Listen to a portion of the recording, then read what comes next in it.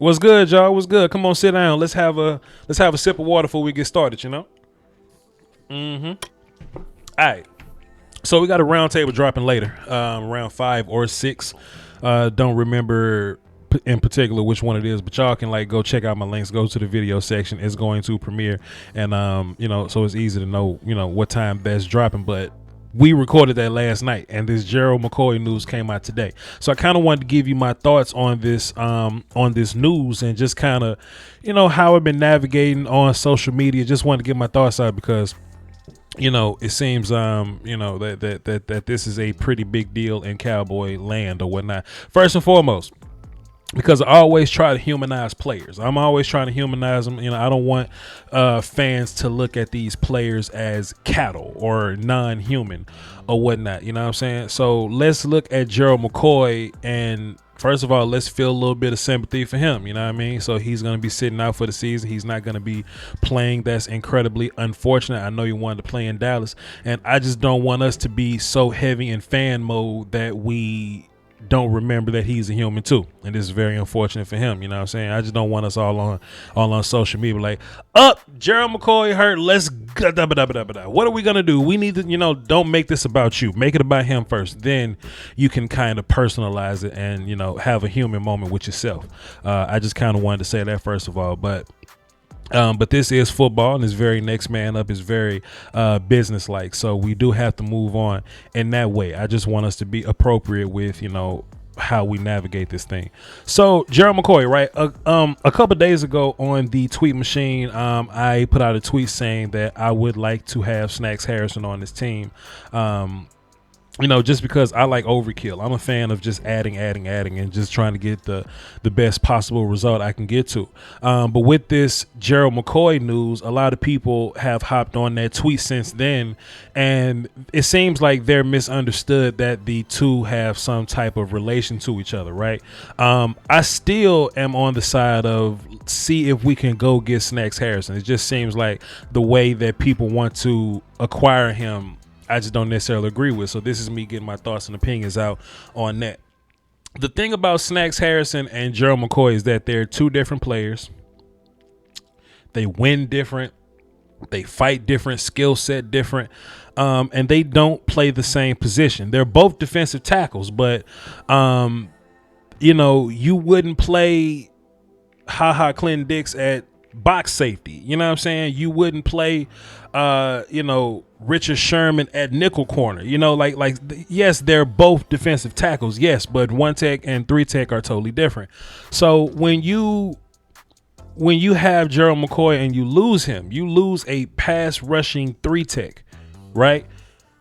But I want to talk to the crowd that says, let's bring in Snacks Harrison to supplant that or whatever. And they're not the same kind of guy. Snacks Harrison is a nose tackle 1 tech, a run stopping nose tackle 1 tech. Gerald McCoy is more of an upfield pass rushing 3 tech. Those guys are different. So there's really no need to try to replace him with Snacks. That doesn't make sense. If Snacks comes in, all he's going to do is take Antoine Woods' spot and compete with Dontari for the first team 1 tech. So those guys aren't the same. I'm especially reaching out to those people that want to somehow get rid of Tyrone Crawford to see if we can make room for Snacks Harrison. I just think that it, and I just want to be careful, man, because a lot of people think I'm cocky and arrogant, and I just think I'm always right. That ain't the case. I just really believe in what I'm saying. It just doesn't make sense to lose a 3 tech for the year, then cut a 3 tech just to sign another 1 tech. We still got the same hole at 3 tech that we had when we lost McCoy. You see what I mean? So as of now, and I know a lot of people wanted to, cut him or whatever, but I said in one of my videos, I forgot which one, but I just know I said it recently. You don't want to cut Tyrone Crawford because you have no idea what's going to happen with Gerald McCoy. If anything happens to Gerald McCoy, you're going to need Tyrone Crawford. And just lo and behold, man, that dude just saving us again, man. And I understand Cowboy Nation gets kind of ungrateful about Tyrone Crawford, but you would rather have Tyrone Crawford and a rotation of Neville Gallimore and Tristan Hill than to start Neville Gallimore and have to rely on Tristan Hill. You see what I'm saying? Because then if something happens to Neville Gallimore, you're in deep doo-doo at that point. So we just got to have a little respect for Tyrone Crawford, have a little respect for Stephen Jones and the depth of this team. Yes, Gerald McCoy is a better player than Tyrone Crawford, but Tyrone Crawford is no scrub. And the only reason y'all don't like Tyrone Crawford is his dollar amount. If Tyrone was a $1 million player, then you be like, yo, let's keep that dude. He's a really good depth player for $1 million. It's just that y'all don't like what you get from him with the $8 million cap room, you know what I'm saying? Or cap hit or whatever. So his dollar amount means nothing now because we're not going to acquire anybody in the offseason. Like there's not this whole new 3-tech that we can go get that's out there right now. Let's cut Tyrone Crawford, use that $8 million and go sign another 3-tech. You can't do that right now because there's no other 3-tech that's worth that, especially in August, to where this ain't free agency anymore. This like camp body swap meet type of deal. You know what I mean? So there's no other option. And if you're going to do all that moving and shaking, somebody asked me about Marcel Darius. I mean, if you want to decline that much, then you might as well just run with your young guys, right? If you want to get a 3-tech that's so far down the mark, if there's a free agent that's not as good as Tyrone Crawford, you might as well just run your rookies out there. You might as well run Gallimore and Hill. You see what I mean? There's no need to free up cap space because we're not trying to use it right now. Keep Tyrone Crawford. Let him be the 3-tech. Let him be a full-time inside 3-tech. I know y'all hate Tyrone Crawford, and I may not like him at DN too much, but you cannot hate that dude at 3-tech. You cannot hate that dude playing inside, and you need that guy right now. So put him at 3-tech and bring Neville Gallimore along slowly. Bring Tristan Hill along slowly, and just let your 6-year Cowboy captain do 6-year Cowboy captain things. Right? Because if you bring in Snacks, all he's going to do is fill up your 1-tech room. And you might need Antoine Woods. You see what I mean? So, you know, I just think we should be a little more, and this is my opinion. Y'all ain't got to do what I said, nothing like that, because I ain't shit. But this is only my opinion. I think we should appreciate Tyrone Crawford and what he brings to the table. We should be aware that we need him right now. And I don't really think we're in a dire need to go out and run and get somebody. You know what I mean? Like yes, this this is a big loss. You know, I hate losing Gerald. I think Gerald I thought he was going to be fantastic for us, but all we can do is just, wish him well, hope he recovers and come back next year. But in terms of our D line, I don't think we lose. And let me say this carefully because I know how y'all hear shit that I didn't say. We lose a lot with Gerald McCoy, but in terms of an overall D-line product, I still think we're fine, right? Because one of the bigger impediments to our team last year was being able to navigate inside, being able to win battles inside, plus being able to stop the run. I can make an argument that Tyrone Crawford is still a better run stuffer than Gerald McCoy. Where we lose is Gerald is a better pass rusher than Tyrone Crawford. Now, it's not like Tyrone is going to start for 16 games and get you 2 sacks on the year. I don't think that's going to be the case. Tyrone Crawford still might get you 5 or 6 sacks. He's not a scrub or nothing like that. If Tyrone Crawford was a scrub, then Gallimore would be starting.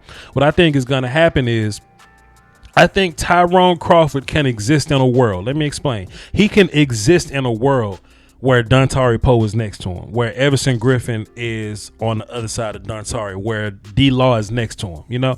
If anything, we get continuity points because we know that D-Law can play with Tyrone Crawford next to him. D-Law gets double-digit sacks when Tyrone Crawford is next to him. We know Tyrone Crawford is a really good anchor player in terms of gap exchanges and running stunts and all that. Like, we know Tyrone Crawford can take up 2 blocks and D-Law, come behind them and break back inside.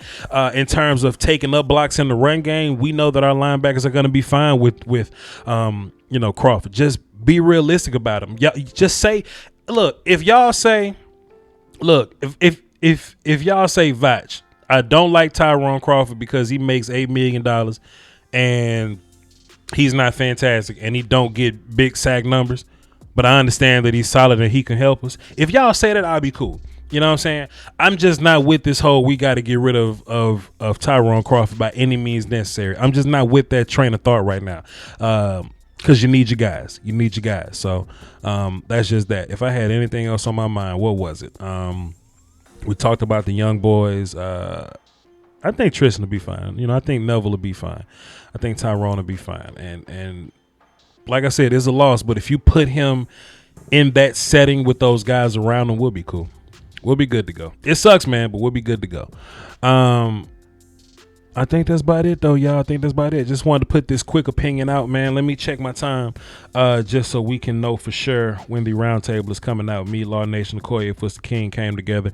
We talked about internet beef. We talked about Everson Griffin, and we talked about a handful of training camp things. So if y'all want to check that out, be sure to check out the roundtable tonight. And I dropped a video last night talking about our D-line combinations or whatever. Ignore like 2% of that because Gerald McCoy ain't gonna be in none of them damn combinations, but that is what that is. Yeah, so it's gonna be at 6 o'clock Central, so in about 3 hours or so, 3 hours and 19 minutes according to my time or whatever. The roundtable is going to be dropping tonight. So y'all watch this video, then y'all tune in and go check that out. Just wanted to get this out real fast. All right, y'all hold it down for the Doski Woski Peace Whiskey. Till next time. Peace.